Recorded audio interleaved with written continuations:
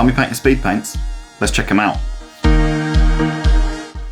I was lucky enough to get hold of a set of the new Army Painter SpeedPaints, slightly ahead of schedule, so I thought we'd dive into them today and give you guys a bit of an overview. The obvious comparison to these is contrast paints from Games Workshop, but now that I've had them for a few days and worked with them, they are slightly different. You get 10 colours in the starter set, so I went rummaging around in my pile of shame and found 10 of the Nighthawk chain rasps. They will really show off how these paints are supposed to work. First impressions were good. When I shook the paints, I could hear there was an agitator ball inside them, which I didn't know we were getting. So straight out of the box, they shake up well, and you don't have to worry too much about mixing them, which is a common issue that I have with contrast paints. Particularly some of the lighter tones, you often get the pigment settling in the bottom of the pot, and they can be difficult to shake.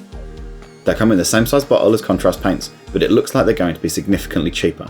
So if you don't already have a collection of contrast paints, these are going to be a great way to get into these types of paints and maybe even to get into the hobby. But if you do have contrast paints already, you might want to be a bit more selective about what speed paints you pick up, rather than buying into the whole set.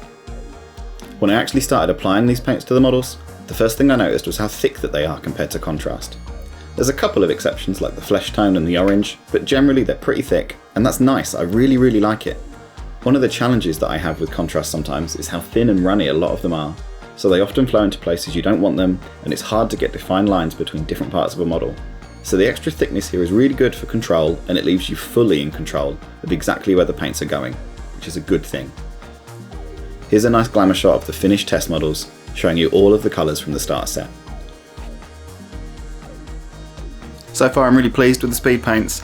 They dry incredibly matte. I'm super impressed and pleased with that, so it's time for some more testing now. I'm going to prime some models in a warm and a cool primer, a bit like the Wraith Brown and the Grey Seer sprays, so we can see what kind of difference that colour temperature of the primer has to the finished models. Saying that, I didn't actually have any Grey Seer spray left, so I got a similar effect by priming a model with mid-grey and applying a dry brushed zenithal of white, giving me that cool overall tone, similar to Grey Seer. Here you can see the yellow and the brown being applied to both primers, and there is a subtle difference in the end result, but that became less apparent as I progressed into some of the richer, more pigmented colours, and it probably also has something to do with the thickness of the paint.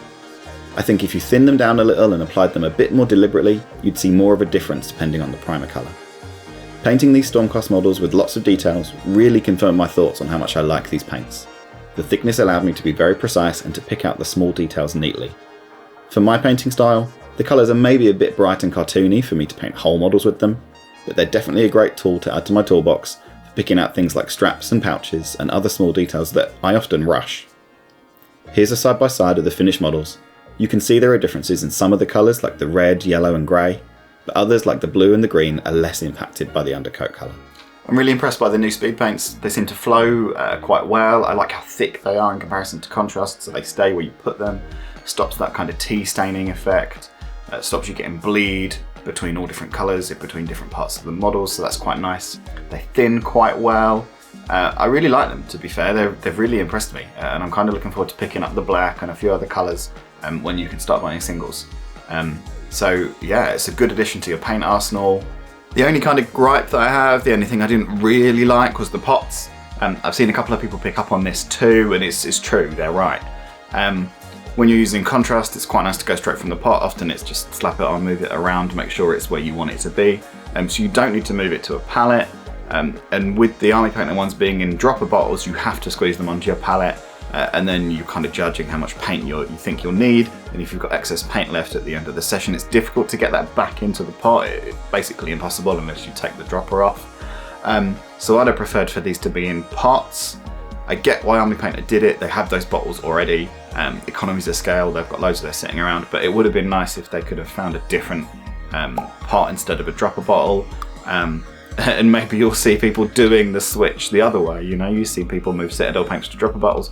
Maybe we'll see people move these to pots. Can you buy pots? Can you order pots that you can order dropper bottles? Who knows? Who knows?